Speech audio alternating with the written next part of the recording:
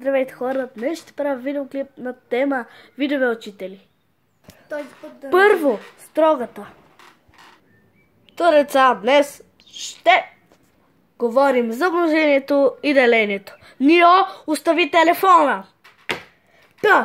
12 делено на 3. Нио, веднага остави телефона, казах. Тази с грозния почерк. Госпожа? Моля? Какво пишете? Ти очи нямаш ли? Много грозно пишете. Не мога да ви разбера. Строгата. Та, деца, пишете.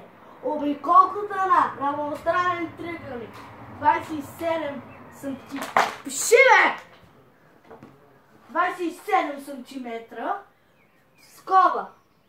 18 плюс. Какво казах аз? Веднага пиши, бе! Всеки божи ден дъвчем един и същи материал. Как не разбрахте? Колко е 9 плюс 3? Господине, Да! за какъв материал говорите?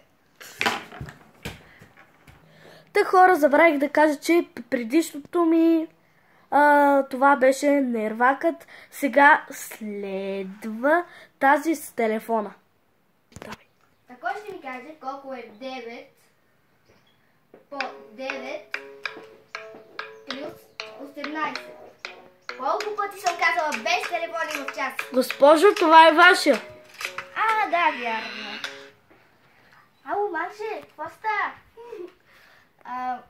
Да, аз съм добре. А ти как си? Добре. Айде, че съм в час. Следващото е психопатката. Най-великите царе са цар Симеон, хан Аспарух и... Какво казах аз? С телефоните в час. Какво ви казах? Тъмно се отива. Умножението се дели с 4 може. Здравейте. Извинете хора. Това беше от моето видео. Ако ви хареса, дайте палчета нагоре и се абонирайте за моят канал.